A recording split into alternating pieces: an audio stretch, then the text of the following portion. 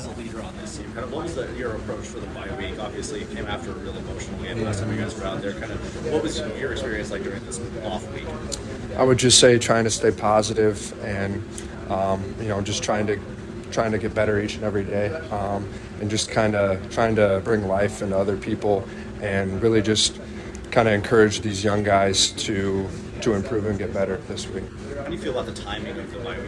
Late in the season and following a rivalry game, kind of how do you feel about how beneficial the timing of the bye week was for you guys this year? I would have rather had a game, especially after the outcome of the South Dakota State game. I think it would have helped us more to kind of, wipe that one underneath the rug and kind of respond. I don't think it really matters what week we have our bye, but I think the guys are kind of refreshed from that bye. I know with the loss, you didn't really want to talk about your performance too much, but the start of that game last time you were out there, you were perfect in the first half, and then you were able to air it out a little bit more. Kind of looking back at it on film, were you able to have more takeaways from your performance than immediately after the game? I think so. Yeah, I thought we did some really good things in the first half, like you had said, but there's definitely more things we can work on, and I just felt a sense of confidence during the first half that I hadn't felt for a long time. And I thought our playmakers made a ton of plays for us. Last 3 games, you guys have been passing successfully a lot more. Do you feel like things are opening up and we're getting more responsibility? I think so. I think the coaches have really seen some growth in some of the skill players that we have, so they're trying to find ways to get them the ball. Why is this program so good at the bye week and dealing with the bye week and all that goes into it?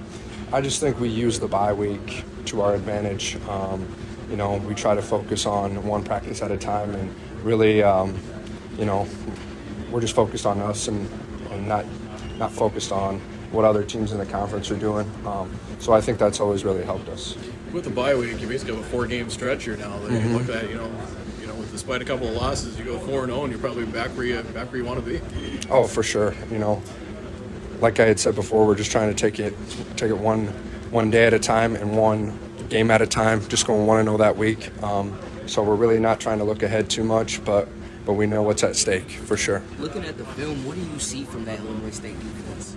They're going to bring a lot of pressure, and they definitely have a lot of guys on their defense that can create problems for our offense for sure.